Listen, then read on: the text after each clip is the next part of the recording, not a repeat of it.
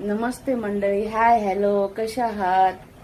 बघा मी काय करत आहे. इकडे चहा बनवत आहे, इकडे भात शिजत आहे आणि मी काय चहा बनवते तुम्हाला दाखवते.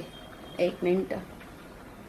नमस्ते मंडळी, हे बघा इलायची पावडर, याच्यामध्ये आलं टाकलेलं आहे, इलायची पावडर टाकलेलं आहे. मंडळी मी पाण्यामध्ये आलं कुटून टाकले आणि 5 लवंग टाकले आणि दालचिनीचं पावडर आहे.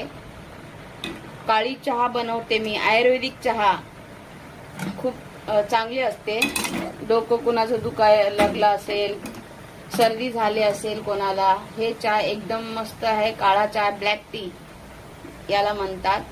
मी अजून चहा पत्ती आणि साखर टाकायचंय मला. गुळ पण टाकू शकता, साखर टाकू शकता, तुमच्या आवडीप्रमाणे. 1 गिलास पाणी असेल तर उकळून अर्धा गिलास पाणी व्हायला पाहिजे. नंतर चहापत्ती टाकायची, गुळ टाकायचा नाही तर साखर, तुमच्या आवडीप्रमाणे. आणि काळा चहा लिंबू टाकून मस्त झणझणीत चहा तुम्ही पिऊन बघा. तुमचं डोकं एकदम, ज्या माणसाचं डोकं दुखत आहे पटकन ते कमी होणार. इकडे आपला भात शिजलेला आहे, इकडे चाय शिजत आहे. गॅस स्लो केलाय मी. मंडळी बघू शकता, हे उकळलं. आता मला एवढंच पाहिजे. आता चहापत्ती, आलं, लवंग आणि दालची छान 1 गिलास होता, त्याचा अर्धा गिलास झालाय. आता चहापत्ती टाकायची आणि गुळ टाकायचा. मी गुळ टाकणार आहे आता, कारण साखर नाही टाकणार. साखर चांगली नसते ना तब्येतीसाठी असं म्हणतात. हे गुळ. बघू शकता आपली चाय रेडी आहे प्यायला.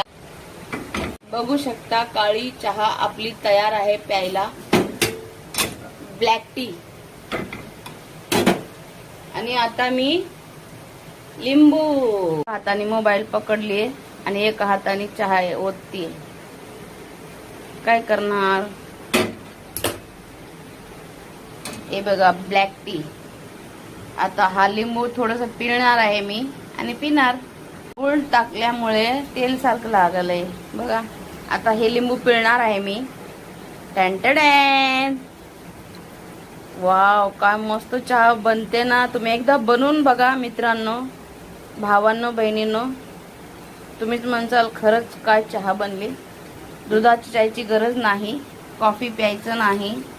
कधीतरी